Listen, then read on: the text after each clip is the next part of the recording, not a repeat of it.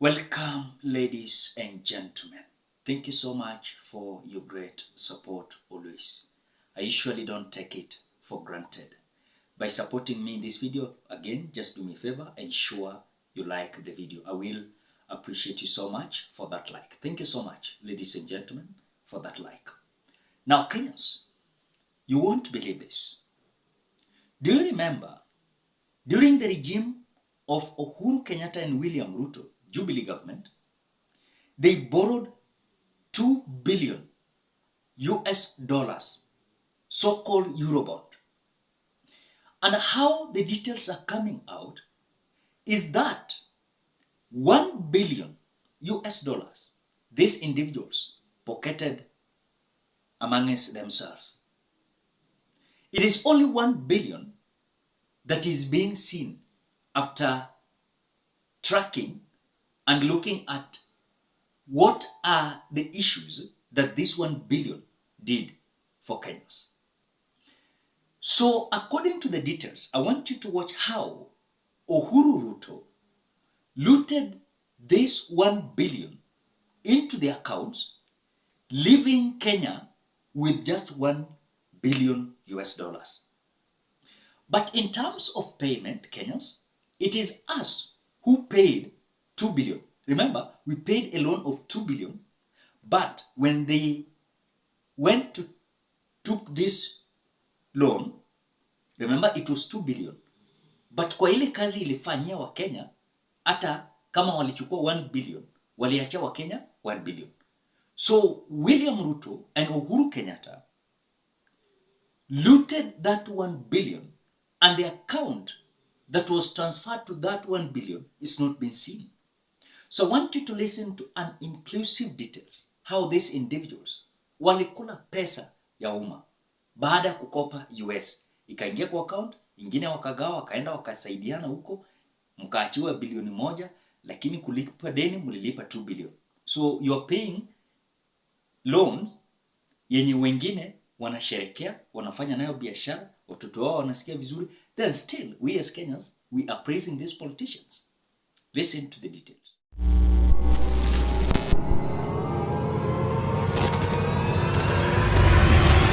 The Eurobond that was taken in 2013, our investigation is very clear on this. A man called Jacob Juma, the late, he was my friend, came to visit me.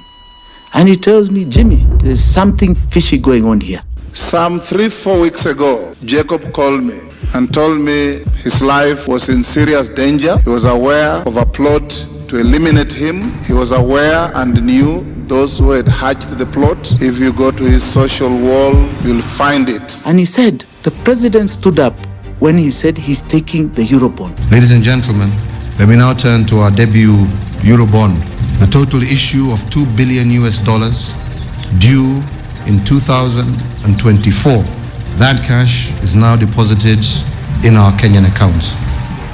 I want to assure you that the government will spend this money prudently. And he said, because he's taking the Eurobond, they are not going to borrow domestically. By accessing these external funds, we will reduce government borrowing from the domestic markets. But when I look at the quarterly reports from the National Treasury, it seems they still borrow domestically and they are not recording what happened to the Eurobond. So we started asking some questions. Unfortunately, we got the opposition leader, Raila Amolo Odinga at the time, to write a letter to the Treasury to ask where are these Eurobonds? The 2 billion you say you borrowed, what has happened to it? On a bit of a scare for the then Minister of Finance called Rotich, he released documentation and he showed the following.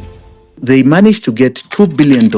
Then they showed us that $650 million went to pay a syndicated loan of Mwai Kibaki. Then 350 went directly to the consolidated fund. We said, very good work, asante sana. Then we said, where is the second one? Show us the same for this $1 billion in September. They said, oh, the second one, it also came. We said, show us this amount of 1 billion, how it came to the Treasury.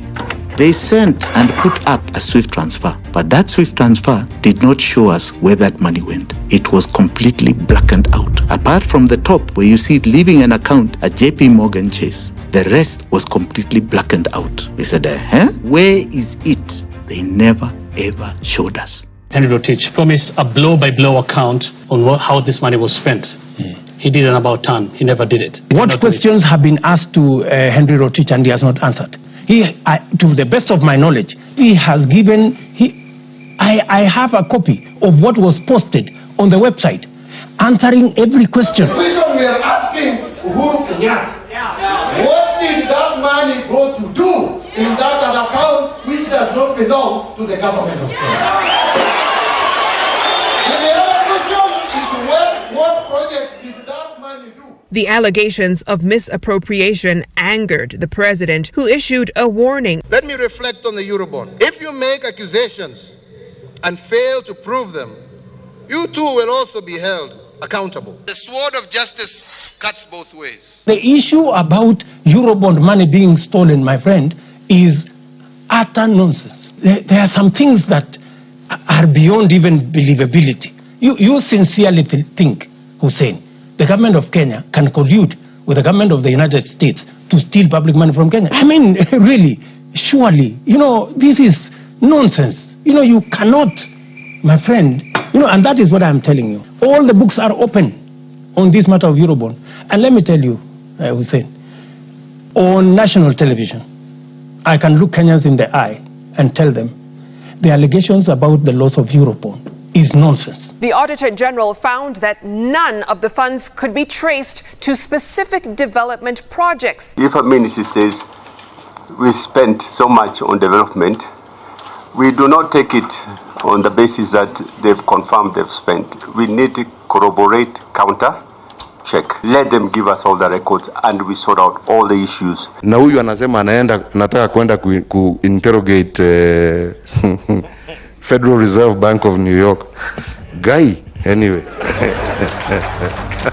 Now, the Auditor General in his report further goes to say that all these amounts cannot be attached to not even one project.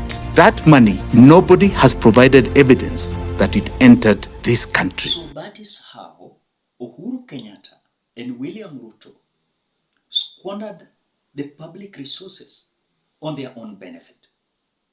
And so anyone that could have come out to question that Eurobond, walikuwa wanapita na wewe. And these are the kind of scenarios that made Jacob Zuma to lose his life. Because he was to meet Raila Odinga to give him details how this Eurobond has been used. And so clearly you can understand that the leadership that we had since 2013, hapo ndio Kenya ilianza kuharibika. Do you remember the scandal of NYS? Do you remember the scandal of Aror and Kimwarer? Then we continued having these scandals, KEMSA, COVID billionaires, left, right, center, So critically, when we look at the way these individuals are misusing the public resources on their own benefit, not to benefit you. And that is why I said it, I remember very clear, I said it here. Our country ilianza kuharibika wakati wa serikali ya Uhuru Kenyatta and William Ruto. Na hiyo tabia imezidi, na hapo ndio Kenya imeharibika totally. But again, Kenyans, they are not seeing this. When you tell them, they don't understand. Ukiwaambia jameni, Kenya ilianza kuharibika wakati Uhuru Kenyatta and William Ruto alichaguliwa kuongoza hii nchi. Hapo ndio waliingia na kupora mali ya umma. Ukijaribu kuongea, wanapita na wewe. So for you, what can you say about how the Eurobond was misused? Imagine mtu anaenda kukopa $2 billion US. Ikiingia kwa account, 1 billion ndo anapeleka kwa account ya government wanatumia, 1 billion wanagawana. Na tena inaenda kwa account yenye hujui ati ni account ya nani. Then kwa kulipa deni tunalipa hiyo 2 billion yote. But tunalipa yenye watu washatumia. Tunalipa mpaka yenye wamefanya nayo biashara, wametumia. That is how these people are carrying us like fools. So ladies and gentlemen, what do you think? Drop your opinion at the comment section below. Otherwise, thank you so much because of your great support. Please consider subscribing, liking, commenting, and sharing this video. Bye bye till you meet in another video.